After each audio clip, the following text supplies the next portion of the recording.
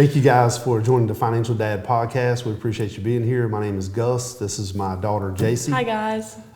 Just to tell you a little bit about us, so I am a dad. I have 5 children ranging in age from 19, 17, 6, 3, and 9 months. So all over the board in regards to children's needs. And I'm 19 years old and a freshman in college. This is my 19-year-old. Sophomore now. Almost a sophomore. Well, she is a sophomore in college. And so, but I have I can tell you the mistakes that I made in regards to preparing for her future, and we've done better with our younger kids. So that's what today's podcast is about, is what can parents do or at least work towards whenever you have a child. My belief is this: we are financially responsible for our children and their well-being. People talk about discipline and plans, not having a plan is a plan.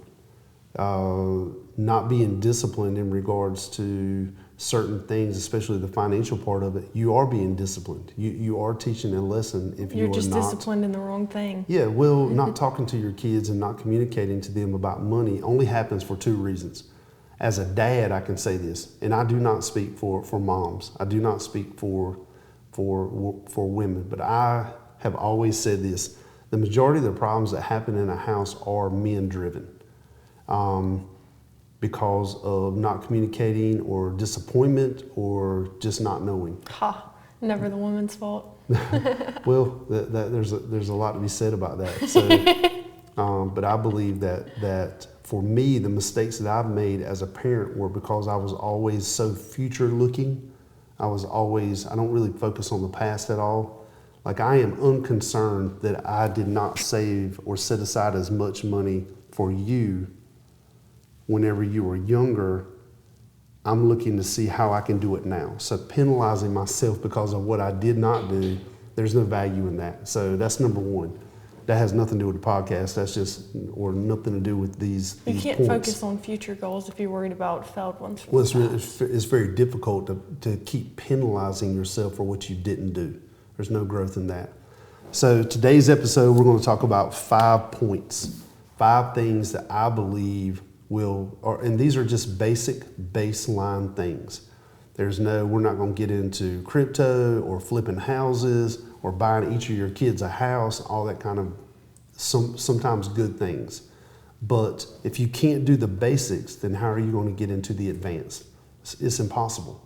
So the 5 things that you can do in my opinion, are: number 1 is communicate with your kids at all times. From as far as you think that they can understand it, they're going to remember the words that you said. So talk to your kids. What you should do in regards to a credit card for your kids and helping them with credit. A standard of savings. If you can't save $10 a month, how are you going to save $100 or $200 or $300 specifically for your kids' future? And if you've got multiple kids, that's a big thing. You think about us with having 5 kids that we're responsible for. Now, yeah, that responsibility for you and your sister, that is a shared responsibility for your mom, but you have to also, what if something happened to your mom? You have to, or what if something happened to me? So there's a caveat. Yeah, well, you have to really think about that. You have to have a financial plan. And the financial plan is that if you don't have a plan, that is a plan. And if you're not taking care of your personal... It may just be the wrong plan. Well, yeah. We talk about discipline a lot, and we talk about how, not being disciplined is being disciplined. You're just disciplined in the wrong thing. And then just starting a savings account or a college plan for your child. These are the responsibilities of parents whenever you have a child. My biggest mistake whenever she was born is I was always so future looking that I thought that I could start this later on. And the time value of money counters that every step of the way. And so catches up with you. It said it catches up with you. Well, you don't have as much time. So, for example, if you start setting money aside on day one, then you have 18 years, thereabouts, right? Mm-hmm. But if you start setting money aside on year 5, you have to go catch up all of those 5 years plus the interest that you would have made, and it's almost impossible unless you triple down. And so we'll talk about that. So those are the 5 things that I believe that you just baseline, just basic things. People overcomplicate it and social media is the worst. Everybody's a millionaire. Everybody needs to buy houses and rental houses. If you don't have rental houses, how are you going to buy your kids' rental houses? It's ridiculous. If you don't have a financial plan for yourself, how are you going to have a financial plan for your kids?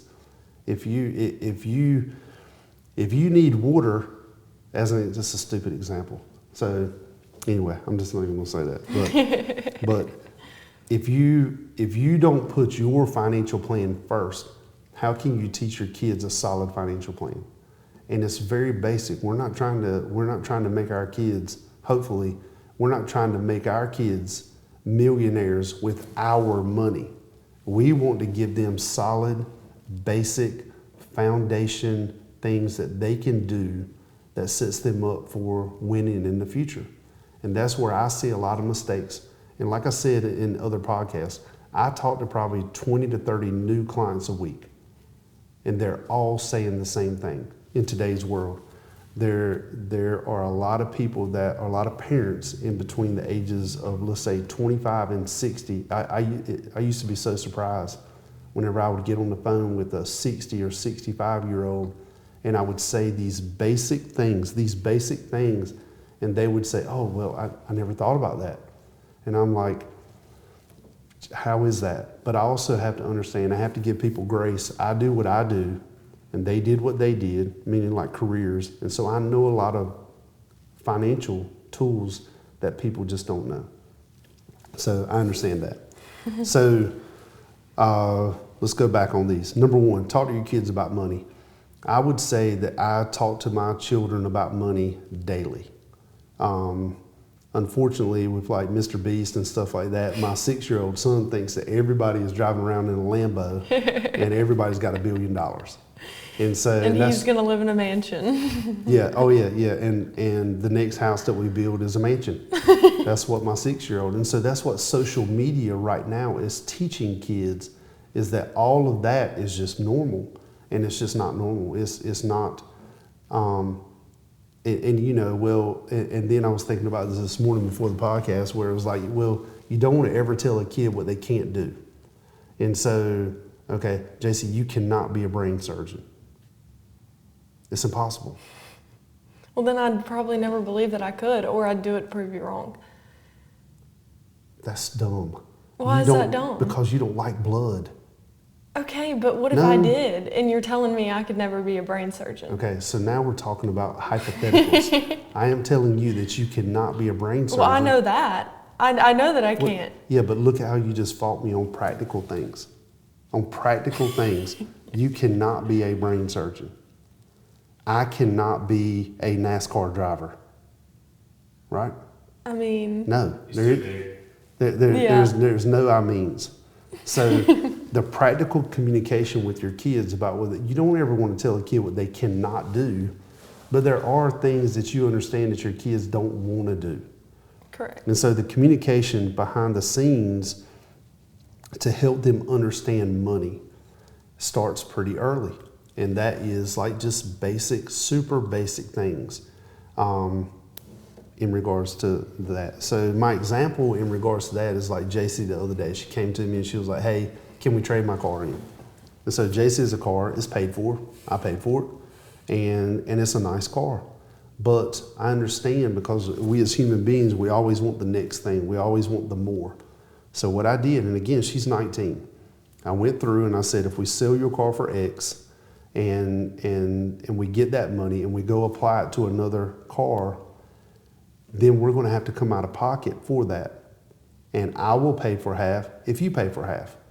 And here's here's the interest part of it. So I went through all of these scenarios with her. And as soon it was as soon as you did that, never mind. Yeah, never mind. I was out. I was done. Yeah, she would have to take money out of her savings to pay for that. And that's where I see a lot of mistakes made, including myself. The first car that I ever bought, I wrecked it within probably 2 or 3 months. You know, it was a white LX Mustang that my dad busted his ass to buy for me. I still remember how much it was, like $4,800, and this was like. You should have never done that. Well, I didn't appreciate the car, and it is true. I mean, every kid, no kid, or really any person, you don't respect what you did not pay for. No. And you appreciate things more when you put time and money into it. Well, you appreciate things that you take care of. You know, and if it's not yours and you didn't pay for it, then you're not going to care about it. But that's number one. Talk to your kids about money. And if you don't know about money, educate yourself. It's kind of hard. I think that the number one of the reasons why dads don't educate themselves is because they don't want to see they don't want to take a snapshot of where they are in their life. They don't want to look in the mirror and say, I made a mistake. Or they don't know what to start. Or even worse. But not knowing where to start can't be an excuse forever. No, I mean, I think that for dads, I think that me looking at my client or a good friend of mine and saying, hey, you need to work more. You need to bring value to the world. Well, that's a tough thing for someone to hear. It is, because we could all bring more value. And so, and that is a communication with your kids that talk to them about money. And I think that there's a lot of dads, if you have an overabundance of money, then as a family, if you have an overage of money, then I think that it is not a good thing for kids to know that, because it's just not. So anyway, point is you have to communicate with your kids. Number two is how you can help your kids out with them not even knowing this is you can add your kid to your credit card as an authorized user. Some cards are 13, like Amex, or 13 years old. But at 15 years old, I added both of my daughters that are now 19 and 17 to as an authorized user on my credit card. It helps them build credit, and they don't even know it. You don't have to give them the credit card. They're just authorized users. So every transaction that you do, pay off credit card, charge, pay off the credit card, builds their credit. The purpose of that is this. There's too many people online that say that credit don't matter. Well, that's because they're already wealthy. It's again, I use this terminology a lot. It's the most ridiculous thing ever. Unless you are going to financially support those kids or people on into adulthood, then there's going to come a time where they have to go finance something, whether it's a car, whether it's a home. Well, a lot of adults are terrified of credit cards, let alone add their 15-year-old child to it. Well, the problem with credit, well, that's because they're making mistakes. They're rolling credit over from month to month to month. And because they can pay that monthly payment, and this is a whole nother thing, but because it would negatively hurt the kid's credit. Yes. And so if you're trying to help your kid, then you need to understand credit cards. And that is a major issue in America, where people are using credit cards as an extension of the money that they make. That's where you can go check out our other episode on credit cards. Yes, yeah. Set a standard of savings. So like for JC, what we did is 50% of the money that she makes, she saves. Mm-hmm. And I got my first job when I was almost 16, so yeah. I started saving half of what I made every time I got paid. Yeah, there was a point in JC's savings where she had more money at 16, 17 years old than I had at 30. I mean, it was crazy. And so, but if you start that, it becomes a habit. But that also has let her do things that she has enjoyed doing. And we'll go back to like the number one. So for example, JC saves. And so that has allowed her, for example, she wanted to take a trip with a friend. Yes, and it's allowed me to take and go and do things that I would not be able to do if I didn't save that money. She's able to go and experience things that did not cost me anything. She took it out of her savings. It cost me something. Yeah. And then we had a plan for her to put that money back. That was our plan. You can take the money out, go on the trip, but then you have a plan to put the money back. And so again, these things, 1, 2, and 3, this all coming down to steal communication with your kids. And I think that as dads, which also costs you nothing. It's not something where you're having to spend money to teach your kids. No. It doesn't. Talking doesn't cost anything. Not talking costs everything.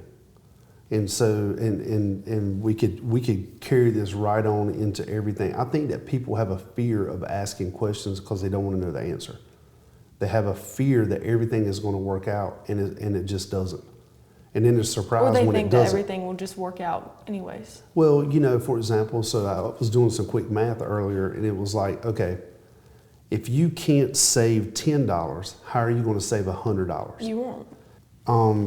On the personal savings, for example, a kid, if you're relying on a kid to pay for themselves, everybody's situation is totally different. So with JC, what we did is that 50% of everything that she makes, she saves. Now, what is the purpose of the savings?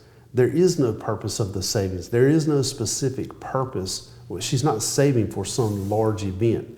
It's the habit of saving. And so that's what I'm trying to do, because if she can save 50% of everything that she makes, and we have to communicate about money that she is spending. It's not a penalty. It's so she doesn't have to. I don't think that she is likely to go spend her money as frivolously as she is her mom and I's. If we look at her and say, if you want something, you have to go take this out of your savings to go do it. I think she is less likely to do that. Do you think that many people don't start saving because they don't have something to save towards? So they think that if they don't have something to save towards, then there's no point in saving? I don't think that I think that there's a lot of people that they can't save because every penny that they make goes towards running their life. Okay. Because nobody talked with them early about savings. And budgeting. And, like even something going back as simple as, like we talked about this on earlier episodes about you getting a dog. Mm-hmm. And so you want to get a dog because of like, hey, I want to save this dog. It's cute. It's cute. My friends will like it. I can go to the park. I've got a friend. A dog loves you no matter what you do, those kind of things.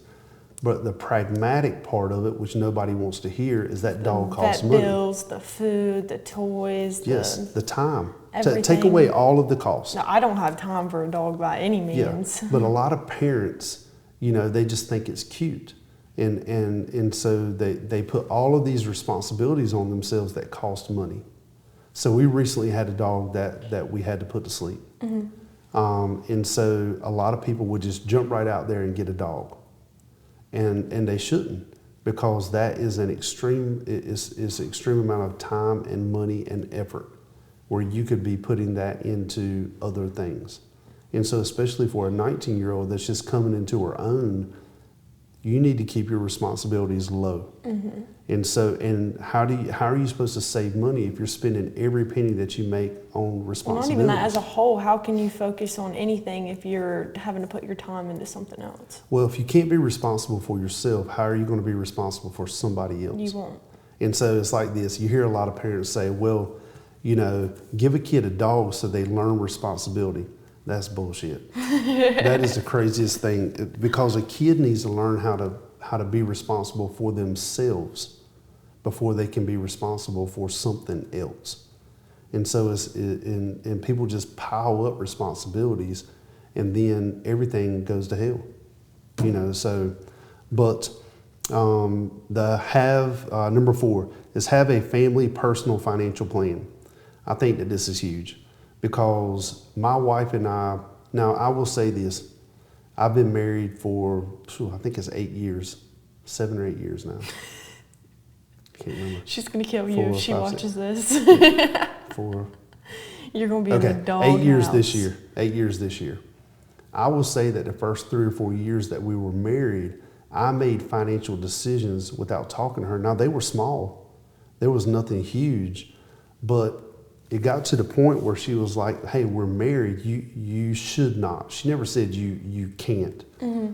But the communication between two people is you have entered into a business arrangement. Mm-hmm. And that sounds callous. Well, and because sounds- having a plan, you have to, both of you have to agree to it. You can't just have a plan, one person stick to it, and one person's going and spending all this money on stuff that was not in the plan. Or you have somebody like me who was very, very selfish and talked myself into believing I deserve these things.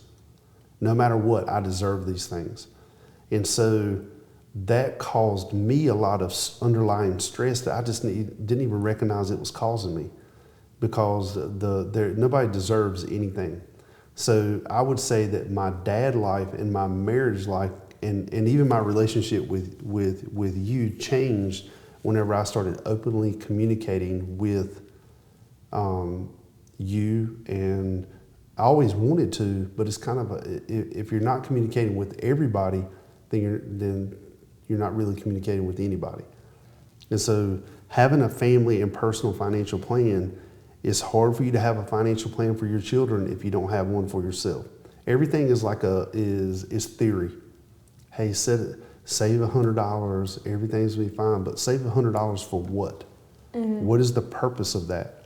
And so I believe that in today's world, there are a lot of parents, and especially dads, who are terrified to talk to their kids about money. They're terrified because they don't know anything about money. They don't know how credit cards work. They don't know how savings work. They don't even know how their 401ks work or their IRAs or anything. All they know is some dude told them to go put some money in crypto, and they don't even know what crypto is. They don't know how it works. They're basically just regurgitating what they heard somebody else say. And that is a financial... Well, and the purpose of those videos anyways is to get people to go put money into it. I tell my kids this, and this is number 4. This is part of number 4. Every day when you wake up, somebody, and let's just say that you've got $100 in your pocket, everybody's trying to stick their hand in your pocket and take money out of your pocket every day. And not accepting that as reality is a plan for failure. It is the absolute truth. And so it's kind of like this. If we go in our backyard, mm-hmm. and so let's just say, and you take bird feed, and you just put it on our back patio, you just dump a whole bag of bird feed right there, right? Mm-hmm. What's going to happen? There's going to be birds. And they're going to do what? Eat it. They're and going then to eat it poop all. Everywhere. They're going to take every bit of it that they can, and it will be gone in 30 minutes. Mm-hmm. That's how you have to wake up. You have to protect what you have, communicate with your family, communicate with your kids, and you have to understand that every day people are trying to take what you have. It's human nature. It is absolute human nature. So, but you have to draw a line between that, because if you create that assumption, then you could be living in fear too. Well, the fear is coming from you not knowing how to protect yourself, not from having too much or having a fear. You can say no. So when you properly protect yourself, there is no fear. Well, you can say no. You realize that, right? Yeah. So some guy, if you're at the grocery store and some guy asks you for $5, you can say no. Yeah. If that's your last $5 and that's all that you've got, you can say no. If your friends are going to eat, and that's your, I call it Eleanor. That's your thing right there. You can't say no to. But if somebody asks you to go do something and you don't have the money to go do it, you can say no, right? You tell me no all the time. So I think that there's that's the thing.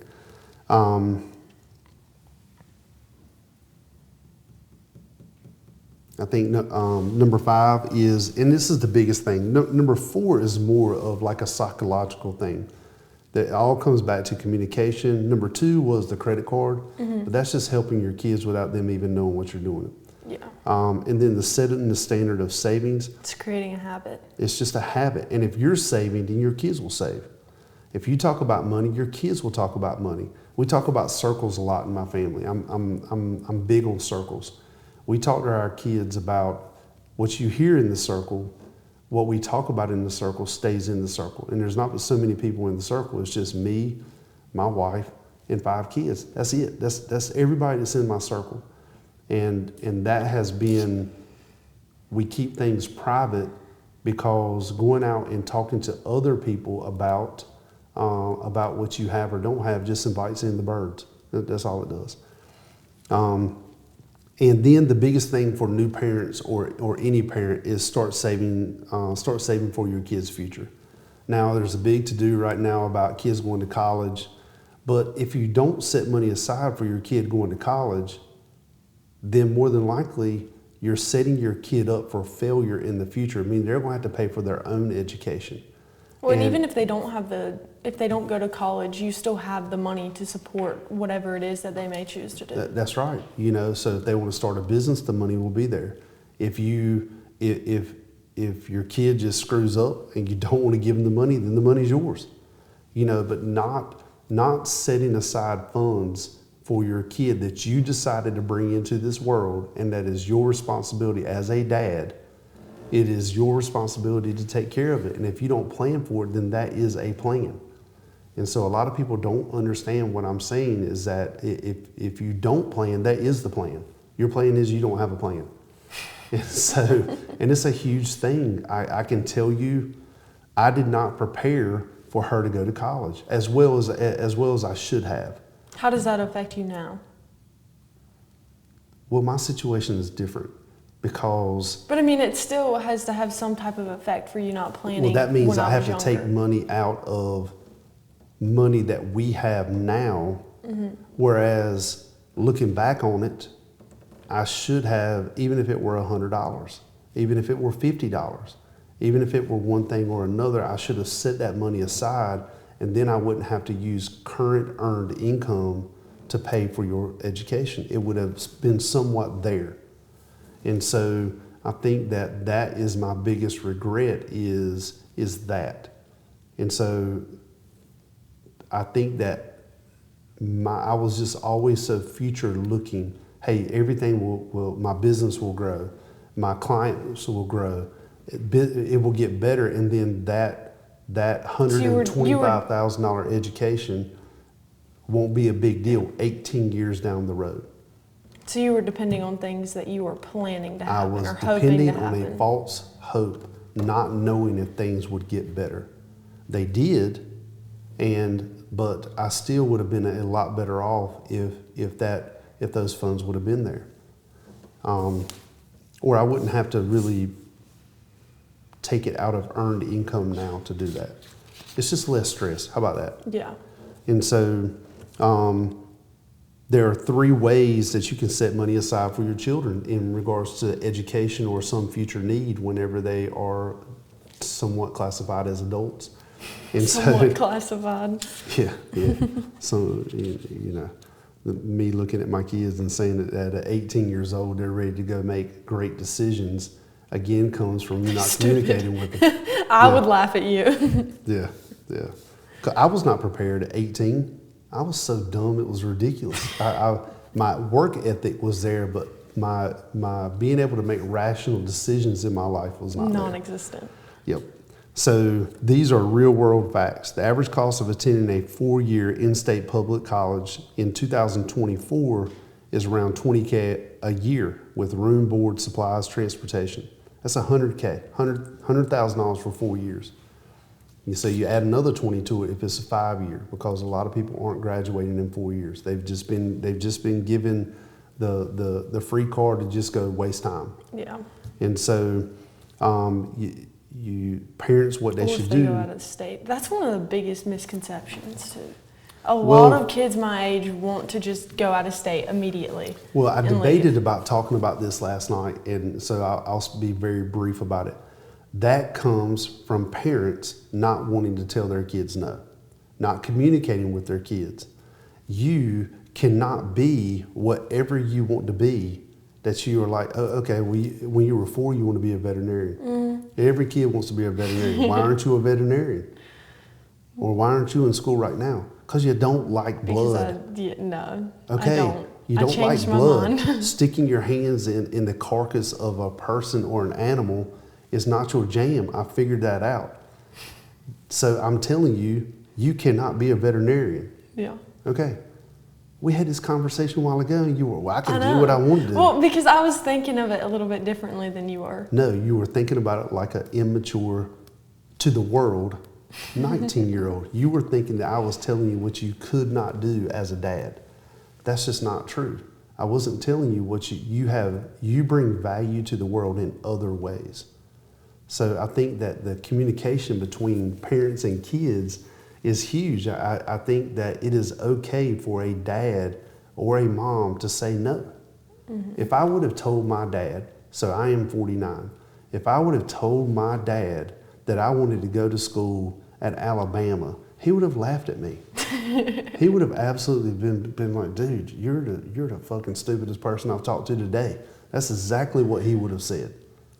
Because that is real words in today's real world. I think that sending a kid off to a college when they can't even function in their own surroundings now is the biggest mistake that parents can do for their kids. If your kids are not well-rounded enough in their own environment, how are you going to send them to a school 10 hours away, 20 hours away, hoping that they grow up, hoping? Now, if you have talked to your kids about life and they've been involved and you've been a somewhat solid parent and you've communicated with them about real life and then you send them off. Well, and they also have a plan. And there's a plan. But yeah, I mean, I've got plenty of friends. I can think of 3 right now that sent their kids off to out-of-state schools. Every single one of them came back. Every single one of them in the first, one of them was less than a month, are back home. And guess what they all were? Girls. Every single one of them was a girl. And I think that the issue is that kids thinking that they can go to an out-of-state school to escape what they feel is like some terrible, I think that's normal. I think no kid wants to stay in their own hometown or even near their hometown. But I think that just comes from communication with their kids. I can promise you right now that if you came to me right now and said, I want to go to an out-of-state school, I would say no. No. 100%. Yeah, because it's not good for you. No. And so I definitely realize that now from saying. I can't think of the words right now, but you know, like your sister wants to go to a school that's a couple hours away, like 2.5, 3 hours away. I haven't said no yet, but I know that she is just being 17. And she thinks that she's escaping from something because she's also highly, what's it like whenever, like she's highly like from your friend group and stuff like that. She's impressionable about what other people are doing. You know, and so I think that's we have to communicate about those things. And we did. And I told her, I was like, well, no. If you go to 1 year here locally and you do well, then you can transfer. That's what I told her. And so that's solid advice. yeah. I mean, go 1 year, do well for 1 year, and then go. And so I didn't say no. I just said, we'll see. Do that. Yeah. And so kind of got off subject there, but it's a huge thing. I think that the more I talk about these things, it's just communication. But not saving is planning to not save or not saving. There is no plan there for your kids to have a solid future. But there are 3 types of plans that you can invest for your kids' future. The main 3 are you can do a state-funded plan called a 529 plan. That's the most basic and easiest option. There are pros and cons to them all about what you can use the money for. It can be used for college. The interest that you can earn on those are not as great as like if it were basically a mutual fund or something like that. But when you take money out, it is you don't pay taxes on it as long as it's for a qualified event like college. Of course, you can do a savings account, just set money aside, and then invest directly into the market. You can do a mutual fund, all that kind of good stuff. But you will pay taxes on it. So those are just the basic 3 options that you have in regards to setting money aside for kids. Of course, there's a ton of other things. People are going to talk about life insurance, universal life insurance plans. People are going to talk about buying real estate. It is a ridiculous concept for people, for everyday 90% of the working parents to say, I want to go buy my kid a rental property if you can't even do the basics of setting aside a certain amount of money per month for your kid, do it for a year. Just do it for a year. And then see how it goes. Focus on the small things to get to the big things. Yeah, and then communicate with your kids. That is the number one failure that I see of parents right now, is that they are terrified to talk to their kids. They're terrified to say no. And then they're so surprised whenever their kids don't really, adhere to the plan, because there was no plan. And if there was no plan, that is a plan. It's just a plan for failure. So appreciate you guys being with us today. Financial Dad Podcast with JC and I. Hope this helped you out a little bit with maybe setting your kids up for winning in the future with just small, basic 5 concepts. But if you have a question about anything, you can make a comment, or you can email us at financialdadpodcast@gmail.com. Talk to you guys later.